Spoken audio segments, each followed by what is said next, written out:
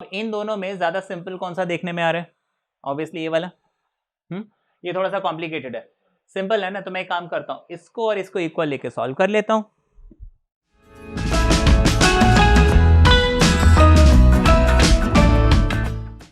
अब मैं इसको उससे इक्वेट करता हूं, तो मुझे क्या मिल जाएगा, 2f साइन थीटा और f प्लस 2f।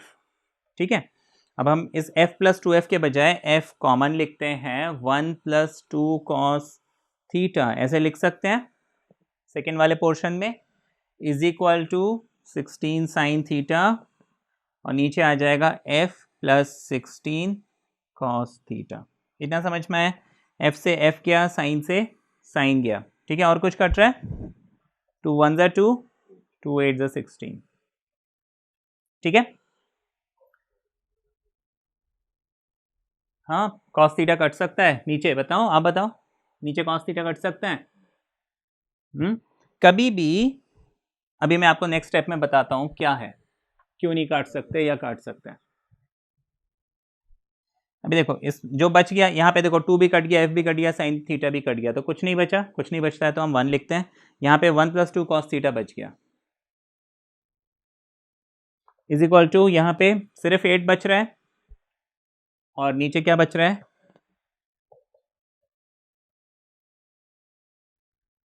बीच में अगर प्लस या माइनस का साइन होता है ना, हम कैंसिल नहीं कर सकते, इस बात का ध्यान रखना। ठीक है, अगर यहाँ बीच में इनटू होता तो, और वहां पे भी इनटू होता, जरूरी नहीं है कि जैसे यहाँ पे मान लो प्लस साइन नहीं है, सिर्फ 2 कॉस थीटा है, लेकिन वहां पे f प्लस 16 कॉस थीटा है, किसी एक जगह भी मुझे अगर प्लस या माइनस मिल जाता है, मैं कभी भी कैंसिल नहीं कर सकता हूँ। ठीक है, इस बात का हमें ध्यान रखना है, ये प्लस और माइनस जो है ना, ये हमेशा अड़चन डालते हैं कैंसिल करने में। ठीक है, इंटू और डिवाइड अगर है तो कैंसिल हो जाएगा, प्लस माइनस है तो नहीं होगा। अब क्या करना है, अब क्रॉस मल्टीप्लाई कर लो। ठीक है, वहां पे जो पीछे एक स्टेप था, वहां भी क्रॉस मल्टीप्लाई करते तो आंसर आता, यहां भी आएगा। यहां पे आपको थोड़ा सिंपल हो जाएगा कैलकुलेशन, वहां पे थोड़ा कैलकुलेशन लंबा हो जाता। ठीक है, और कुछ नहीं है, आंसर सब जगह आना है। ये f 16 कॉस थीटा, इसको हमने इंटू कर दिया 1 से, इसको हम यहाँ इंटू कर देंगे, हो जाएगा 8 एंड 1 प्लस 2 कॉस थीटा, यही आ रहा है। ब्रैकेट ओपन करते हैं, ये हो जाएगा f plus 16 cos theta is equal to 8 plus 16 cos theta. 16 16 cancel, f मुझे कितना मिल गया, 8। तो फोर्स कितना है मेरा, ओरिजिनल जो फोर्स था कितना था, 8 न्यूटन्स था। ठीक है ना, that is my final answer. ठीक है, क्वेश्चन मुश्किल नहीं था, आप उसको अगर डायरेक्टली क्रॉस मल्टीप्लाई करके निकालते तो भी आ जाता, उसमें वो क्वेश्चन क्या हो जाता, लेंदी हो जाता।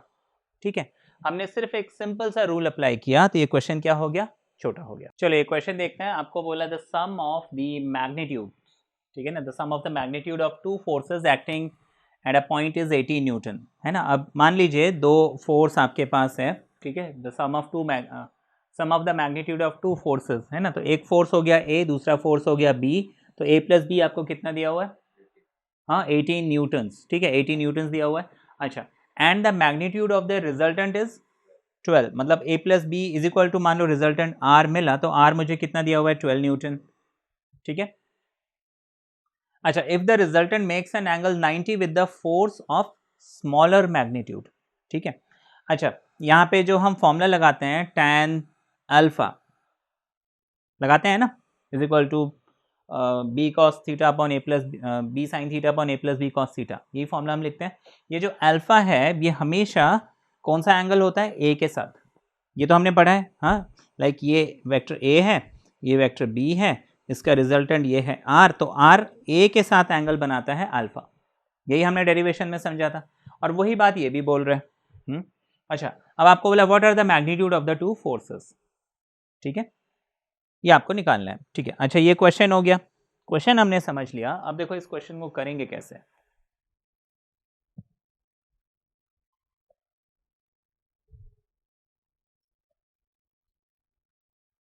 अब हमारे पास a प्लस बी है 18, r है हमारे पास 12, और दोनों के बीच में एंगल कितना है, जो रिजल्टेंट है वो ए के साथ कितना एंगल बना रहा है 90, यही बोला है ना। मतलब अल्फा यहाँ पे कितना दिया हुआ है 90, यही बोला है। फॉर्मूला लगाते हैं हम। tan अल्फा क्या होता है b sin theta cos theta, ठीक है। अच्छा ये हो गया। अच्छा tan 90 हम लिख लेते हैं। अब a और b तो हमें मालूम नहीं है, हमें सिर्फ सम मालूम है, कोई बात नहीं, हम tan 90 इज इक्वल टू यही चीज लिखेंगे।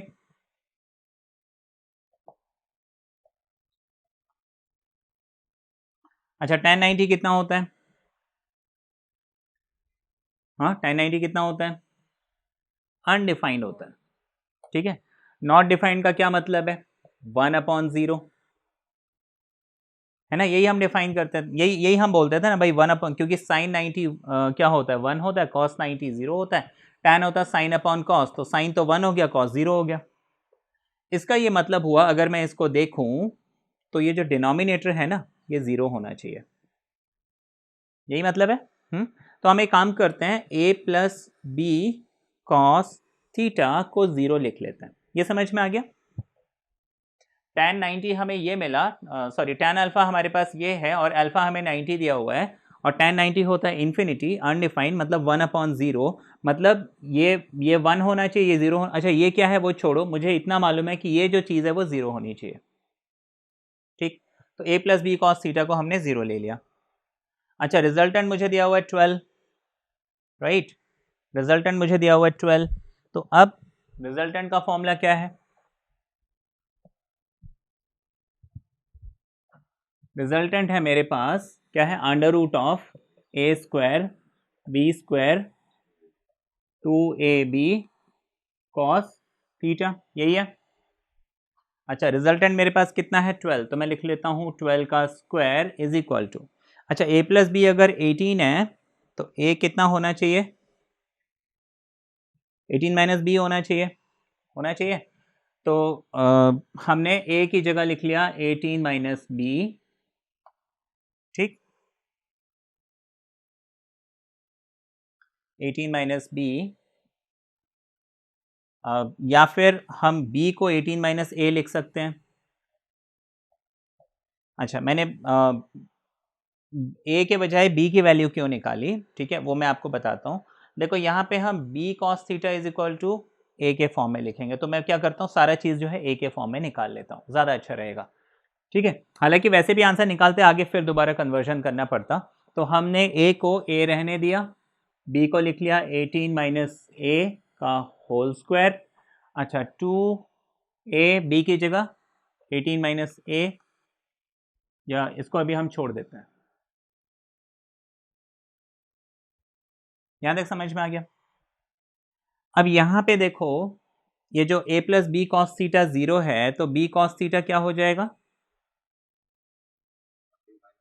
माइनस ए आ जाएगा ना। तो यहाँ पे मैंने ये जो इसको चेंज क्यों नहीं किया, जैसे यहाँ पे b को मैंने चेंज कर दिया 18 माइनस से, वहाँ b को हमने चेंज क्यों नहीं किया, क्योंकि b कॉस थीटा को मैं क्या पुट कर दूंगा यहाँ, माइनस ए पुट कर दूंगा, ये हो जाएगा under root of A square 18 minus A square 2 times A, B cos theta की जगह माइनस ए लिख सकते हैं, ये सारे का सारा रूट में, यहाँ पे है 12, यहाँ तक समझ में आ गया।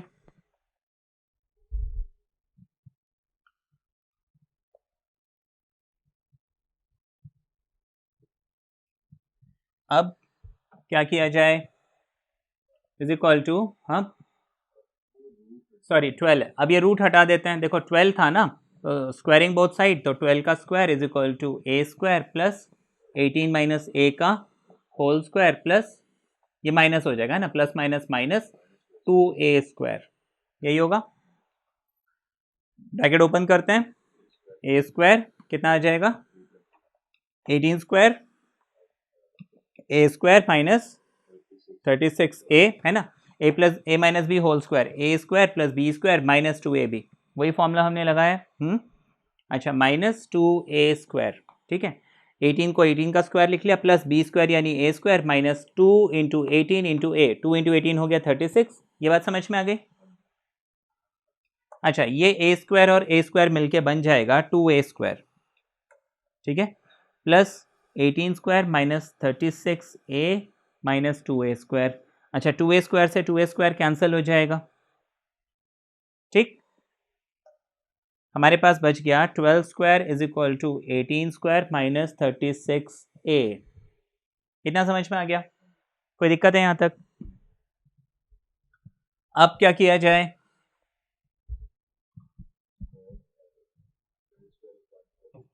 हम एक काम करते हैं, इस 36 को यहाँ शिफ्ट करते हैं, 12 को वहाँ शिफ्ट करते हैं, तो हमारे पास 36a इज इक्वल टू 18 का स्क्वायर माइनस 12 का स्क्वायर मिलेगा। ऐसे ही है ना?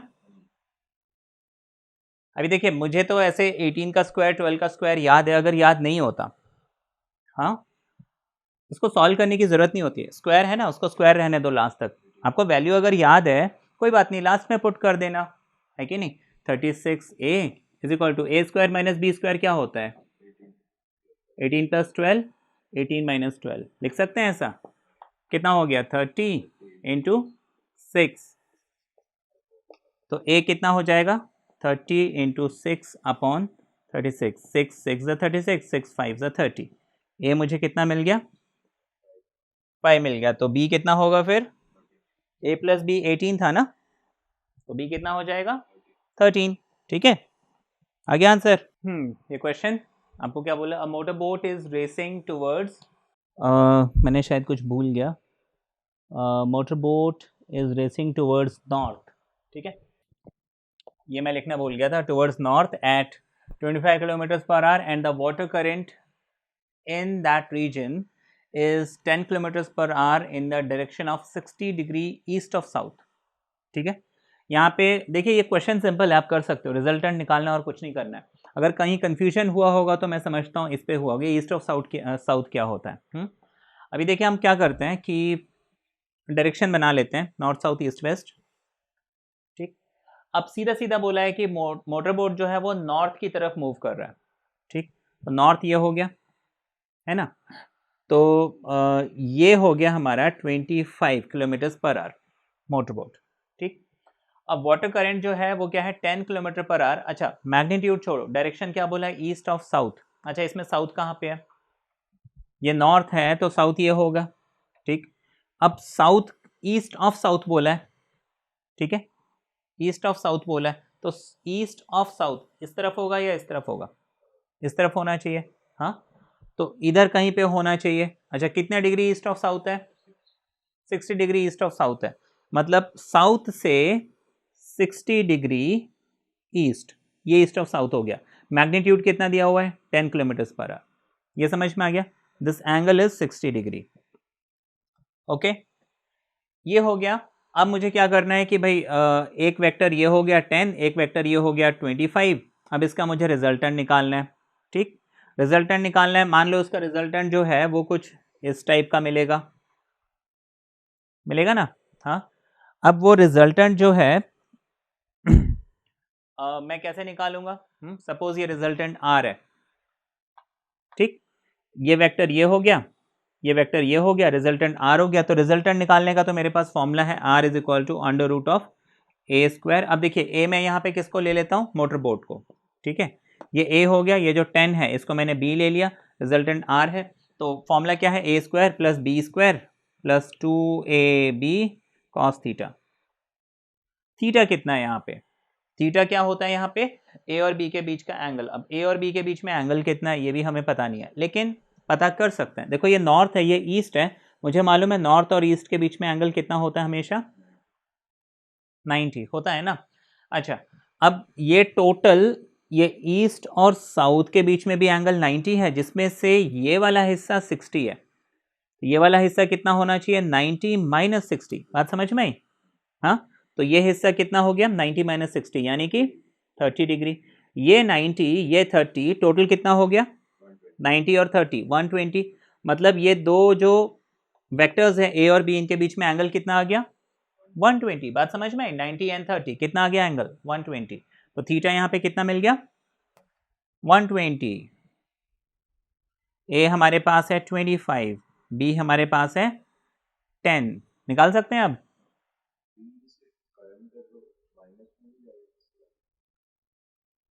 करंट है तो माइनस में इसकी वैल्यू नहीं जाएगी। ओके, क्यों, ऐसा क्यों?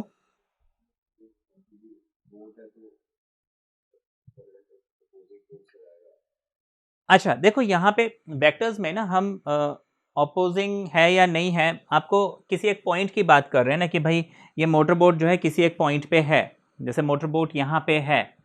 अब इस पॉइंट को हम देख रहे हैं ना, इस पॉइंट पे करंट इस डायरेक्शन में मूव कर रहा है, इस पॉइंट पे मोटर बोट इस डायरेक्शन में मूव कर रहा है। तो मैं एक पॉइंट की बात कर रहा हूं, तो पॉइंट से जो भी चीज बाहर जाती है उसको मैं पॉजिटिव लेता हूं, जो भी चीज अंदर आती है उसको नेगेटिव लेता हूं। अब पॉइंट से उसको पहले ही बोल दिया कि करंट जो है इस तरफ जा रहा है और बोट जो है इस तरफ जा रहा है, तो हम दोनों को पॉजिटिव ही लेंगे, ठीक है ना। हाँ, प्लस या माइनस मोस्टली क्या होता है, पैरेलल और एंटी पैरेलल में हम देखते हैं, जैसे अगर एक ऐसे मूव कर रहा है और एक ऐसे मूव कर रहा है एंटी पैरेलल, तब तो चलो हमें समझ में आ रहा है कि इसको नेगेटिव लेना है, राइट। हाँ, अदरवाइज आप उसको पॉजिटिव लीजिए, अपने आप आंसर आता है इसमें, ठीक। अच्छा ये हो गया। अब ये वैल्यू पुट कर दीजिए, आपका आंसर आ जाएगा। तो क्या हो जाएगा रिजल्टेंट, अंडर रूट ऑफ 25 का स्क्वायर प्लस 10 का square plus 2 into 25 into 10 into cos 120 degree, ठीक, कॉस 120। अब ये बहुतों को कॉस 120 में अगर दिक्कत आती है, तो मोस्टली जो नॉन मैथ स्टूडेंट है, तो उसके लिए मैं अभी मैंने थोड़ी देर पहले बताया भी था cos 120 क्या होता है, या मैं आपको बता देता हूँ एक बार, जो cos 120 हम कैसे निकालेंगे। देखिए इसके लिए आप याद रखिए, cos 180 माइनस थीटा होता है cos थीटा, ठीक है। अच्छा cos 120, ठीक है ना। अच्छा cos 120 को हम 180 और 120 का डिफरेंस निकालो, तो हम cos 120 को क्या लिख सकते हैं, cos 180 माइनस 60 लिख सकते हैं ना ऐसे। ये फॉर्मूला बस ध्यान में रखना, ठीक है। अच्छा cos 180 माइनस 60 क्या होता है, माइनस cos थीटा, सॉरी मैंने फॉर्मूला गलत लिख दिया, cos 180 माइनस थीटा होता है माइनस cos थीटा, तो मैं इसको क्या लिख लूंगा, माइनस cos 60। अच्छा cos 60 कितना होता है, 1/2, वो वैल्यू हम यहाँ पे पुट कर देंगे, ठीक है। तो अंडर रूट हो जाएगा, ये कितना हो जाएगा 625, 10 का स्क्वायर 100, 25 टू ज़ा 50, 50 इंटू 10 500, ठीक है। 500 इंटू माइनस 1/2, मतलब इस 500 को मुझे हाफ करना है, 250 आ जाएगा और माइनस का साइन, तो यहाँ पे मुझे माइनस 250 मिल जाएगा। ये समझ में आ गया। अब ये कितना बन रहा है,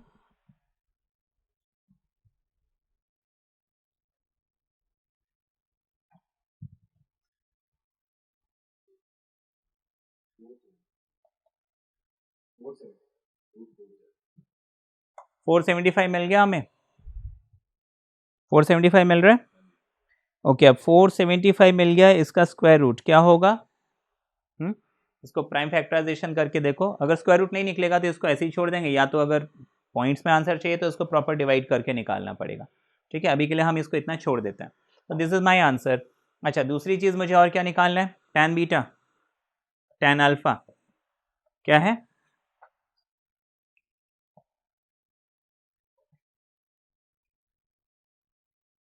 ठीक है। जैसे cos 180 माइनस थीटा मैंने माइनस cos थीटा बोला था, ऐसे ही साइन 180 माइनस थीटा होता है साइन थीटा, ठीक। देखो अच्छा यहाँ पे सिर्फ रिजल्टेंट पूछा था, देखो वेक्टर का रिजल्टेंट मतलब आपको मैग्नीट्यूड भी बताना है, डायरेक्शन भी बताना है। अगर आपने सिर्फ मैग्नीट्यूड निकाल के छोड़ दिया, आपको आधा ही नंबर मिलेगा। वेक्टर पूछा है ना, वेक्टर मतलब मैग्नीट्यूड डायरेक्शन दोनों। अब आपने यहाँ पे मैग्नीट्यूड तो बता दिया अंडर रूट 475, ठीक है, डायरेक्शन तो बताया ही नहीं, वेक्टर कंप्लीट कहाँ हुआ। अब देखो cos 120 तो हमने निकाल लिया, मुझे sin 120 निकालना है। sin के लिए फॉर्मूला क्या है, sin 180 माइनस थीटा क्या होता है, sin थीटा होता है, ठीक है। अच्छा तो sin 120 को मैं क्या लिख सकता हूँ, अगेन वही तरीका लगाऊंगा, sin 180 माइनस 60 कितना होता है 120, sin 180 माइनस थीटा क्या होता है sin थीटा, मतलब sin 120 मुझे कितना मिलना चाहिए sin 60 के इक्वल, जो कि होता है √3/2। अब हम वैल्यू पुट कर लेते हैं। अच्छा, a और b हमने कितना कितना लिया था? b था हमारे पास 10 और a हमारे पास था 25, b हमारे पास था 10। cos थीटा यानी cos 120 कितना निकाला था? -1/2। बस इसको सॉल्व कर लीजिए, कितना आ रहा है? वैल्यू पुट करना, और तो कुछ करना नहीं है यहाँ पे। तो 2 और ये 5 हो जाएगा, 5√3 और ये हो जाएगा 25 - 5 यानी कि 20। 5 4 तो हमें मिल जाएगा √3/4। मुझे क्या मिल गया? tan alpha is equal to √3/4। अब देखो √3/4 कोई स्टैंडर्ड एंगल नहीं है, तो ये आपको फिर क्या करना पड़ेगा? ट्रिगोनोमेट्रिक टेबल देख के इसकी वैल्यू निकालनी पड़ेगी। इसको बस ऐसे ही छोड़ दो, चाहे तो tan alpha is equal to √3/4, या फिर आप alpha is equal to tan inverse √3/4 ऐसे लिख सकते हो। ठीक है ना, इतना छोड़ दो, क्योंकि एग्जाम में हम इसको इतना एक्यूरेटली बिना टेबल के नहीं निकाल सकते हैं, ठीक है, या बिना कैलकुलेटर के नहीं निकाल सकते। तो this is your final answer.